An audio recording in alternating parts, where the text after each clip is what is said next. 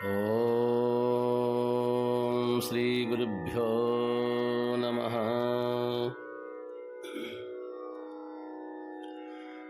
ಗುರವೇ ಸರ್ವಲೋಕಾನಾಂ ಭಿಷಜೇ ಭವರೋಗಿಣಾಂ ನಿಧಯೇ ಸರ್ವವಿದ್ಯಾನಾಂ ದಕ್ಷಿಣಾಮೂರ್ತಯೇ ನಮಃ. ಶ್ರೀಭಗವಾನುವಾಚ ನ ತ್ವೇವಾಹಂ ಜಾತು ನಾಸಂ ನ ತ್ವಂ ನೇಮೇ ಜನಾಧಿಪಾಃ ನ ಚೈವ ನ ಭವಿಷ್ಯಾಮಃ ಸರ್ವೇ ವಯಮತಃ ಪರಂ.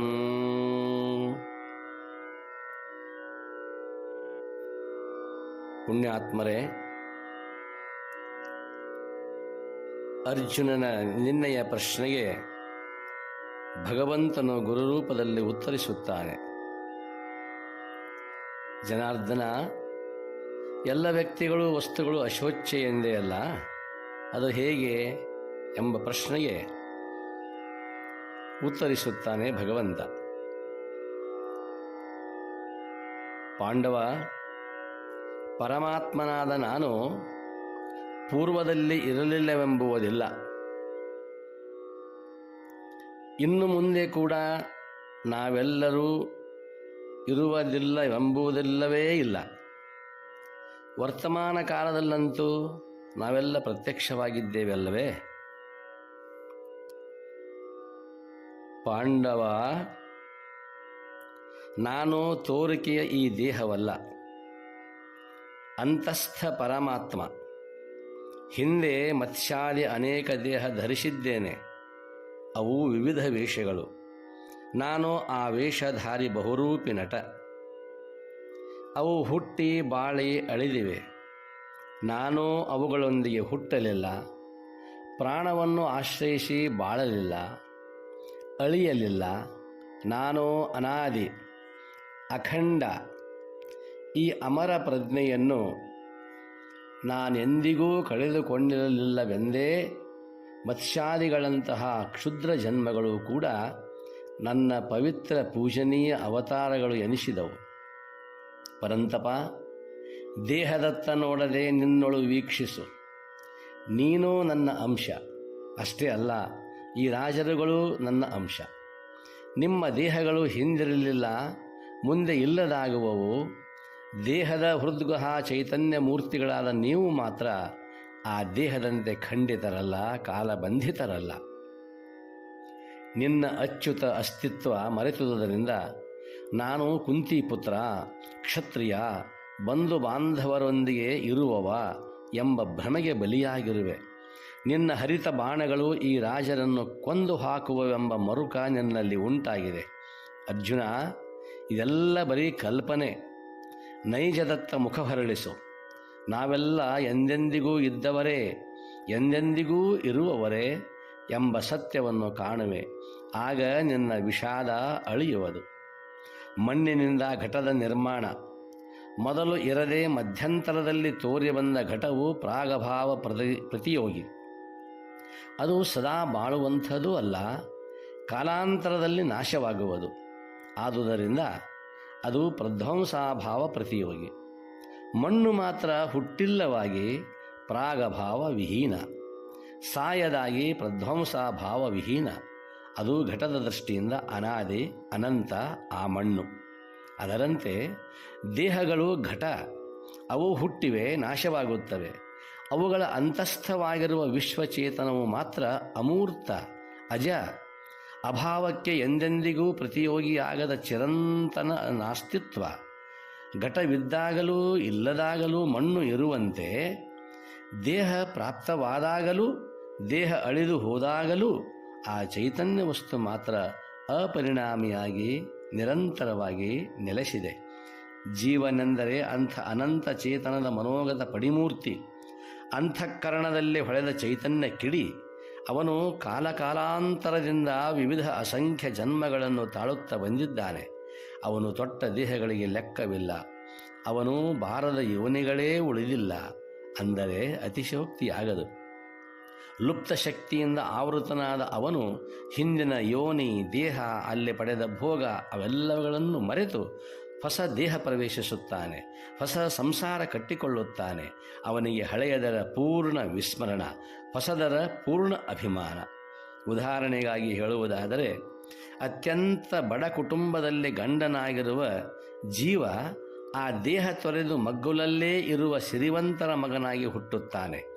ಸುಖದ ಸುಪ್ಪತ್ತಿಗೆ ಇಲ್ಲಿ ಬಾಳುತ್ತಾನೆ. ನೆರೆಮನೆಯ ಪೂರ್ವಜನ್ಮದ ವಿಧವೆ ಉಪವಾಸದಿಂದ ನರಳುತ್ತಿದ್ದರೂ ಅವನಿಗದು ತಿಳಿಯದು. ಎರಡನೆಯದಾಗಿ, ತಂದೆ ತೀರಿ ಆಡಾಗಿ ಹುಟ್ಟಿದ್ದಾನೆ, ಒಂದು ಮೇಕೆಯಾಗಿ ಹುಟ್ಟಿದ್ದಾನೆ. ಮೊದಲ ಜನ್ಮದಲ್ಲಿ ತಾನೇ ಗಳಿಸಿದ ಬೆಳೆಸಿದ ಧಾನ್ಯದ ಅಂಗಡಿಯಲ್ಲಿ ಪ್ರವೇಶಿಸಿ ಆ ಆಡು ಧಾನ್ಯ ಚೀಲದಲ್ಲಿ ಬಾಯಿ ಹಾಕುತ್ತದೆ.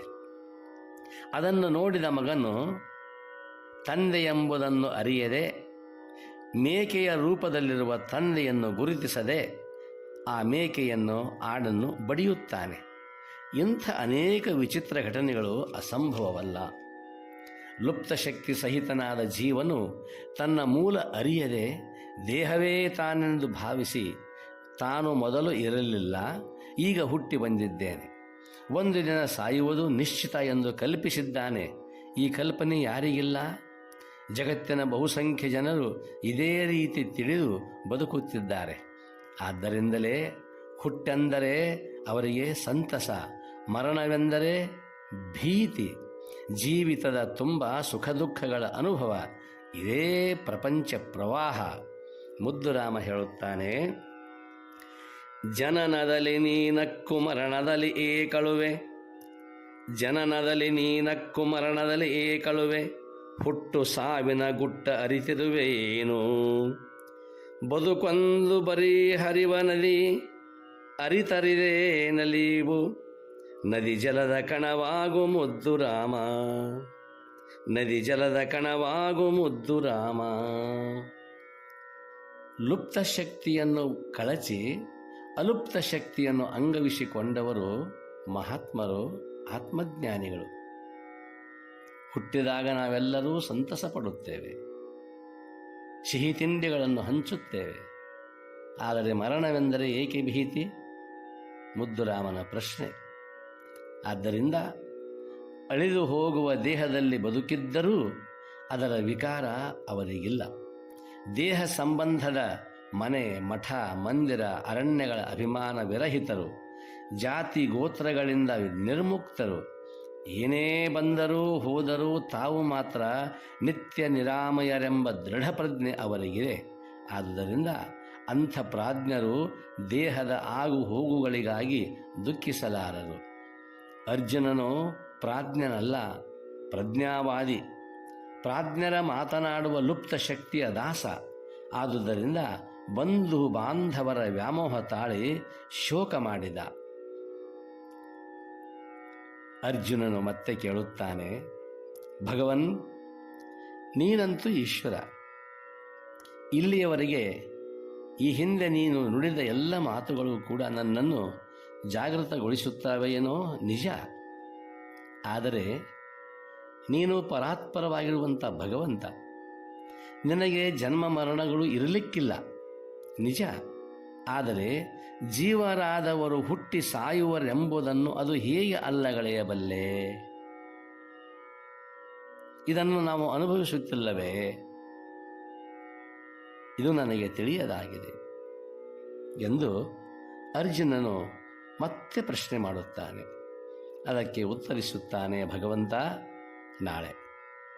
ಎಲ್ಲರಿಗೂ ಶರಣಾರ್ಥಿಗಳು. ಓಂ